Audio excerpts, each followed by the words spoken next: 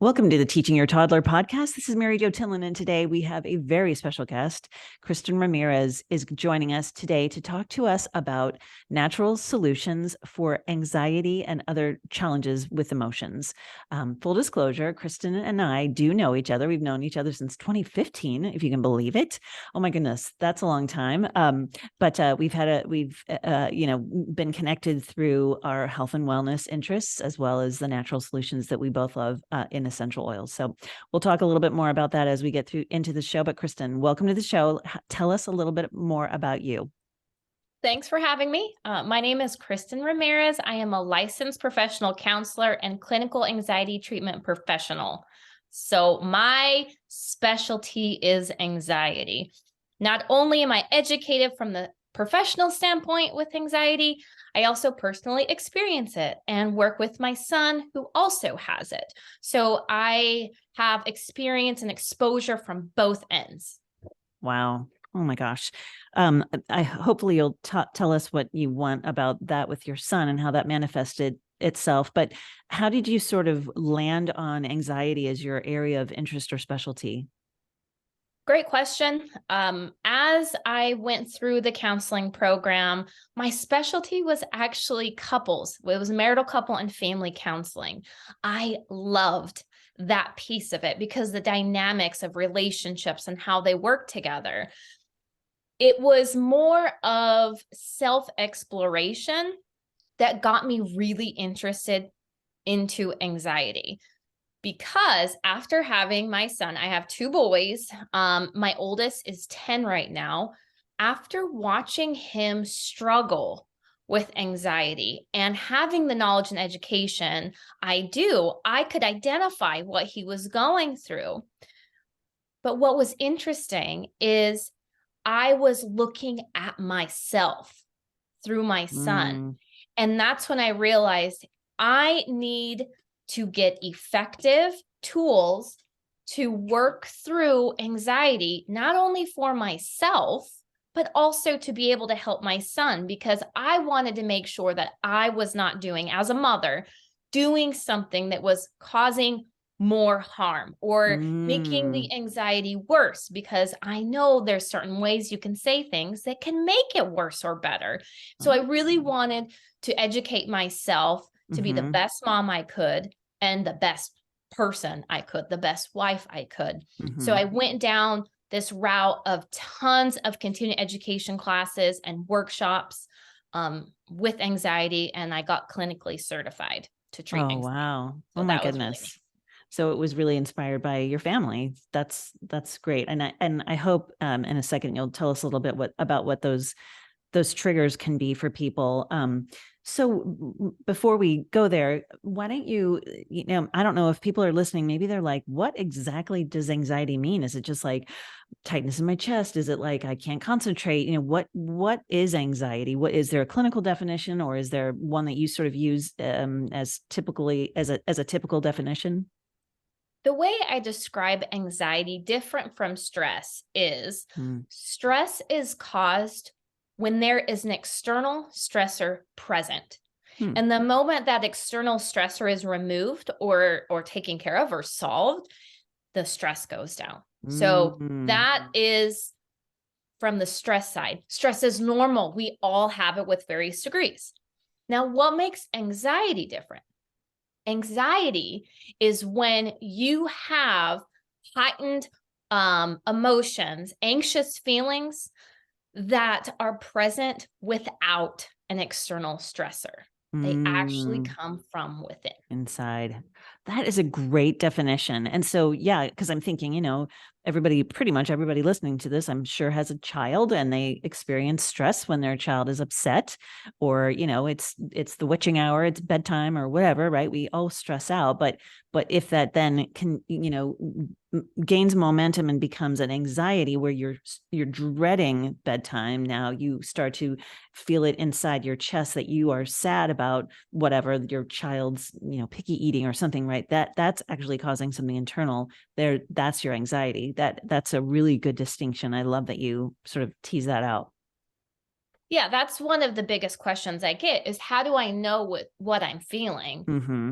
How do I know that's anxiety? Mm-hmm. And I've been there. I've lived my entire life with undiagnosed anxiety, just thinking what I was dealing with was stress. Mm. And people didn't get me, and I didn't get myself, and I didn't have any tools or solutions to be able to work through it. It was just more or less get over it, or I don't know why you feel the way you do, or you're blowing this up into a bigger deal than it is. I mean, these are repeated conversations I've heard, or statements or feedback I've gotten with myself my whole life, and I didn't know what it was. Mm-hmm. So once you figure out what it is, then you have something tangible that you can Mm-hmm. start working to solve. Right. Absolutely. Yeah. I think that because, I mean, in America, we're supposed to be stressed. We're supposed to be busy. We're supposed to be doing all the things. Right. And it's almost like a badge of honor to have that whatever activity.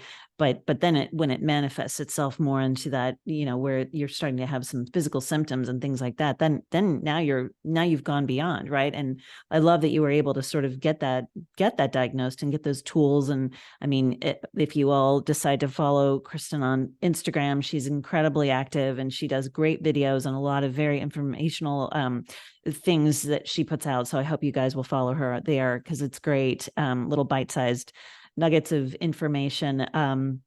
So what are some of those symptoms that you do have when you are having, anxiety and anxiety attack, or any of the things that kind of go along with that? Great question. The way I would describe what you feel, it's going to be different. Not everyone experiences anxiety the same. Mm-hmm. What I really like my students and my clients to understand is what's going on within their body.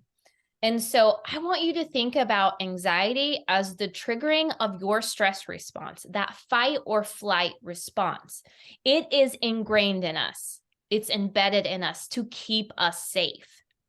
So there's an activation of that stress response. And so generally what physically you experience is the rapid heartbeat, the shallower, more rapid breathing. You Mm-hmm. get this like huge adrenaline surge, cortisol starts pumping through your body. And basically what is happening in your body is it is prepping you to either fight or flee. Mm-hmm. And so once you understand what is innately going on in you, then the next step is, okay, how do I lessen Mm-hmm. my stress response Mm-hmm. in the moment? And then how am I more preventative to ease it before it even gets to the point of me feeling like I'm having a heart attack or Mm-hmm. me having a panic attack on the floor, not being able to function? Mm-hmm. Mm-hmm. Oh man.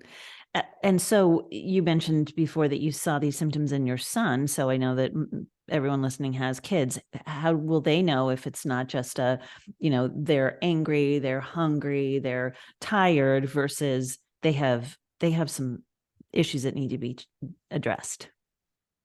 I would say because you are experienced with your own child, you're going to notice patterns with them. You're going to notice when they're hungry and how they act. You're going to notice if they're tired. It's like you had mentioned the bewitching hour. We always are like, all right, we're getting close to the bewitching hour. So understand that all of that stuff is going to be normal. Mm-hmm. There are ways in which you can help ease those moments. But when it comes to anxiety sounds more like this: the constant worry. So if you look at what symptoms you're looking for, one of the key symptoms with anxiety is intrusive worry. So if you hear them asking you the same question over and over and over and over, and the answer you're giving them is not good enough, and you can see them having like almost panic about it, that could be an indicator. Hmm. Um, it could be an anxiety itself can really be focused on very different things. And so it could be health-wise. Let's say your child is always worried that something bad is going to happen. Like, oh, my leg hurts. Does that mean like something bad's happening? If you're hearing these repeated questions, it could be linked to something more than just stress. But it's the intrusive, repeated thoughts or worries that you're hearing them say.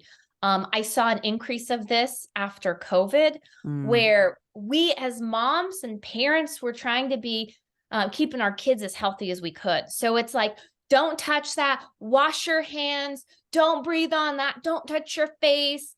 And we were so concerned and worried about them getting infected that we were trying to be as preventative as possible. But what ended up happening to kids that have anxiety is they grew these phobias of germs more, to where it's like, oh my gosh, should I wash my hands? And like you see this panic in them. Or do you think this food is clean? Or can we go to that place? Are people wearing masks? I mean, if you can get the sense of not even what they're saying, but how you hear them saying it, the tone of their voice. If you're sensing some sort of panic, that could be an indicator. Oh, wow. Yeah. So that, I mean, that's kind of a new thing for all of us, right? Like none of us knew how to deal with that situation. It was brand new. And, you know, we inadvertently, I think, did that. You mentioned earlier, sort of the way we say things. How would you then sort of approach to sort of lessen that response for our kids? So I will explain that with an example. One of the things my son was fearful of is someone breaking in the house and harming him. And the interesting thing is we've never experienced that. So it's not coming from a place of memory or experience. It is just something that has been concerned about. So what's generally not helpful for someone that's in an anxious state is telling them, oh, you're okay. Oh, just get over it. Because it makes them feel belittled for feeling the way that they do. And there's no resolution in that statement for them. So some of the other ways you can say is get curious, start asking questions. What are you afraid of? When did this start? What do you think would happen? Start asking questions and listen. And listen with more curiosity.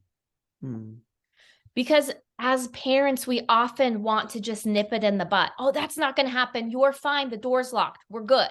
You know, go to bed. You need to go to bed. Rushing that process. So that would be another thing, is slow down and be present with them. Let them know that you are there for them and hear them out.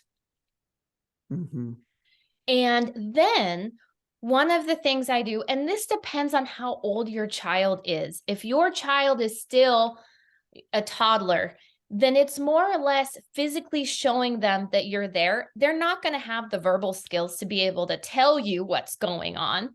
So you're just being intuitive and paying attention. If they're really fighting going to bed, you're putting them in that crib and they are screaming like they're getting their leg caught or you know, hurt or something like that. Generally, parents can hear a difference in kids cry, whether it's for attention or they're really hurt or they're scared. So it's just paying attention to the tone and then seeing what you can do in that moment to support them. So with toddlers, one of the ways that I help with the temper tantrums, with calming the anger that they experience, with the frustration, is through aromatherapy. Because it's so simple and I don't have to know exactly what's going on to start helping my toddler. And so I have certain essential oils that I use and I put in a diffuser and I put it in their room before bed, or if they're at home during the day, I am putting it in a diffuser in the living room where we are at most active. And I get the ability to support their emotional wellness simply by diffusing high quality essential oils. It is key to make sure that the essential oils you're getting is sourced well. You want to make sure you get the best essential oils, because the best essential oils give the best results. And so that is one of the tools that I use, especially, I mean, it's something I use today still. But when they're toddlers, when they can't communicate what's going on, that is a very easy, simple way to support their frustration, their anxious emotions, because the quickest way to connect to emotions is actually through our sense of smell. The olfactory nerve. Yes. That's interesting. I always use this example, but I remember one time I was doing exactly that. I was diffusing the balance blend that we have, and oh my gosh, the kids, they would normally have been fighting and whatever, because it was like almost dinner time, and I just knew this was whatever, and I had it on, and they were so peaceful and happy. And I know that's a sample size of one time, but it was just like, oh my gosh, I feel like they were responding, didn't know, because it was, it was out of their sight. They weren't aware at that time that I was doing that a lot. Now they know, like, I mean, now they ask for things. They ask, can I have, whatever digestion or the blends and things like that. But I love that is a great unintrusive way, without having to even get, not even having oils on them, putting oils on their body. You're getting them into their body through their olfactory nerve. That's fantastic. Are there I want to talk more about that, but are there other, sort of methods that you use as well, to help them calm? I mean, do you do like a bath? Do you turn down the lights? Like, what are some of the other things that you can help with calming them down? It depends on their developmental level. So my son, he's one I'm able to talk to, and he knows what's going on. He's very intuitive with himself. So we can have a verbal communication for me to be able to identify what's going on for him. So if your child is like that, one of the ways you can help them in the moment when they're feeling anxious is help them trace back what they're thinking about in that moment. Because as I mentioned, anxiety is a process of worry, intrusive thoughts that go on consistently. So getting down to, what are you worried about? And then just trying to, it's like peeling an onion. Ask more exploratory questions to get at the root cause of it. And that's how I was able to figure out that my son was scared of someone breaking in the house. So what I did is I shared with him, I asked him, I said, what do you think the, oh my gosh, how do you say it? Like the percentage, what do you think, oh my gosh, I'm sure you're tracking what I'm trying to say here. Yeah. But it's more or less like, what do you think the odds? There we go. Right. What are the odds of that actually happening? Do you think they're really high? Do you think they're somewhere in the middle? Or do you think they're pretty low? And I'm letting him process this. I ask and I'm quiet. And then he says, low. Okay, so what do you think we can do to make that even lower? Well, we can lock the door. Okay, the door's locked. What else? We can make sure the window's locked. Okay, windows are locked. If we have an alarm, we can make sure the house alarm's on. Okay, And so you're listening to them already start searching for solutions. It's one thing to tell them, yeah, I locked the door, the windows are locked, the alarm's on. But if you let them pull that out of themselves, it will help them calm. Oh, yeah. Much better. I've always heard too that, when you ask a question, it's actually engaging their brain better, their frontal cortex or whatever, so that they they actually sort of have to, project it out instead of, like you're saying, you're giving it to them. They have to intake it versus engaging their brain and having to give it back to you, right? That Exactly. answer. You're engaging a different part of the brain. So it almost helps them snap out of that sense of worry for the moment because they have to be very aware. Well, and I would assume, and I don't know, maybe this is not true, but when you were talking about the fight or flight, that's our deep brain, right? Our lizard brain. And so when you can kind of get them out of that and get them engaged more in the other part of their brain, their thinking part of their brain, then I would think that would help, like you said, make that shift a bit better. Yes. Yeah. Fantastic. You had mentioned bath too and routine. So routines always important. So much emphasis is put on a night routine, but I really look at it starting in the morning. What's the routine look like? Are you getting them out of bed? Are you letting them sleep with the window, like with the blinds open? Because there's an innate body clock in us. And in order to trigger that circadian rhythm, getting natural sunlight in our eyes is so helpful. So people that sleep with the blackout curtains and blinds closed and stuff, they have a harder time waking up. So if you simply just keep the blinds open or the curtains open and allow that natural sunlight to come in their room, then they'll generally wake up better on their own, which will then set a better tone for the rest of the day. Right. I love baths, so that's a way that we wind down. My oldest doesn't. So it really is paying attention to what they want. And as a mom, I have found the most effective way to help your kids is giving them choices. Do you want to do this or do you want to do this? Because you allow them to feel like they're in control. And that's really important for our kids because so much of the time is spent someone dictating to them what they need to do. So if you step back and you look at it from the sense of, okay, what do I want them to do? And what are some options that I can give them to where it still directs them in the same place, right? But they get more of a say. So do you want to take a shower or do you want to take a bath? Do you want to read before you take a bath? Do you want to read after? And then one of the other things with the essential oils is I always, when they were babies, I'd roll essential oils on the bottom of their feet every night, put socks on them. Not only is it helpful for their emotions, but I wanted to support their physical wellness because we operate best when we physically feel good. So if you are taking care of your physical health, of your child's physical health, their emotions are going to be better too. And they go hand in hand. They do it themselves. Yes. So that's our routine. They have their own oils on their bed, on their nightstands. Oh, wow. And they know when they get in bed, they're rolling them on. Oh my gosh. They know before they go to school, they're rolling them on. It's part of our habit. It's part of our routine. Oh man, do they carry any with them when they go to school, or are they allowed to do that? So one of the things we uncovered a couple years ago with my son that I was telling you about is he started getting test anxiety.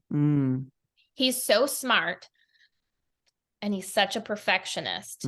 He would really struggle if he got something wrong or if he didn't know something, and it would actually create so much of a panic in him. He would start crying and he could not finish the test. And so, I mean, it was like teacher after teacher, and it started in preschool. They were telling me he is very hard on himself. And so once I correlated, it took me a while. So that's something I also want to share with your listeners is be patient with yourself.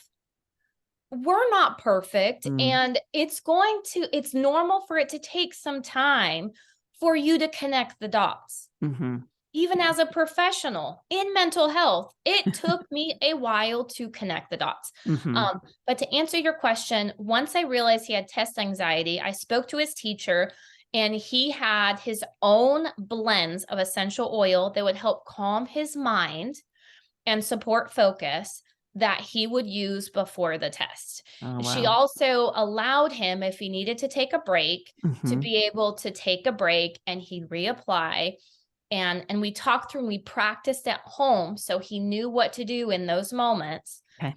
And so that's one of the ways that he worked through it. And he felt so empowered because he was able to tackle it himself, Yeah. which was so cool to see. Oh my gosh, it's so good that the teacher also was supportive of that and allowed him to do that. That's so good. Well, I hope that the listeners are thinking, well, how would I do that for my own kid? And I think you said that you have something available that if people wanted to learn more about the oils, they would be able to find that out. Yes, I have a free workshop called Emotions and the Brain, where I teach you how to work with your emotions, how your mind works, how it's connected into your heart, and how it's connected into your gut, and how you can use essential oils as a natural way to support not only your emotions and wellness, but your child's. And as a parent, generally we want to put the focus on our children first. Well, this workshop's going to help you gain the tools to be able to do both. You don't have to pick and choose. And I think you mentioned we can put it in the show notes. Yes. So we'll put the link to this free workshop in the show notes. And then after watching this, if this is something that you're interested in, reach out to Mary Jo, because she can help get you connected to further information and help you get connected to the best option for you and your family's needs. Absolutely. Yeah. We'll make sure that that's in the show notes. I'll also include my email so that if anybody is listening and they want to hear more about what those natural solutions are that are free of chemicals, and like Kristen mentioned earlier, that they are not adulterated. They're the highest quality oils. One of the things that is always sad is people will buy oils from Amazon or online or in a store that they don't know what the sourcing looks like. And so the great part about the oils that we can connect you to, we know all the sourcing. I mean, down to the crazy geeky science, we can break it down for you. So we know that they are as pure as possible to put anything on your body or your child's body, of course. So I know that you also have a specific program that you've put together for emotions. Tell us a little bit about the program that you have. So I have a course called Overcoming Anxiety Naturally. I put this together as a way to help bridge the gap between the struggles that you or maybe your child is currently going through, and walking you through step by step how to get to a place to know how to reduce it effectively and naturally. Oh, wow. And so right now I am currently in the middle of my live course launch. This was going to be my first and only one. And then I was just going to have everything pre-recorded, ready to go for you to get at any time if you wanted this course. However, I've also learned so much in this process. I'm going to do a second live launch that is going to even surpass what I've been sharing with my current students. So if you want to learn more about this program that I have, we can put the link in the show notes as well. Yes. Get on my wait list. It's super Perfect. easy, super simple to do. And I will share with you what's coming up and what to look out for, because it's going to be incredible. Oh, that's perfect. So just to make a distinction, there is a difference. There's the mini course that is the education about natural solutions. And then this is Kristen's comprehensive course that she is actually physically helping you coach through. So there's two options that she's got that we talked about there. And I know both of them are just going to be such good solutions for people to find out what's going on in their brain and what can they do to help themselves, besides taking pharmaceuticals and things like that maybe you aren't necessarily wanting to do, because of course there's certainly drugs to help with this, but I think if you've listened this long in the show, you probably are pretty committed to knowing that there are also great natural solutions as well. So Kristen, thank you so much for joining us today. Before I let you go, please let us know how to find you. Of course, we'll put all of this in the show notes so that people can instantly click and follow you wherever you went. But tell us more about that before we say goodbye. You can find me on Instagram at Kristen Ramirez LPC. And I have a link in my bio that has a quick access to all of the workshops, all of the things that we've talked about and more. On Facebook, I believe you can still look at Kristen Ramirez LPC, but my name on Facebook is Holistic Anxiety Coach. So depending on what platform you use, you can find me either one of those. Perfect. Awesome. And again, we'll make sure that those are linked so that people can get them directly. Thank you again so much for joining us today. It's been such a pleasure talking to you about all of this great stuff. I heard a lot of interesting information that you and I have never even talked about, even having known each other for such a long time. But I really appreciate your time. And again, thanks for joining the Teaching Your Toddler Show. Thanks for having me. Thanks.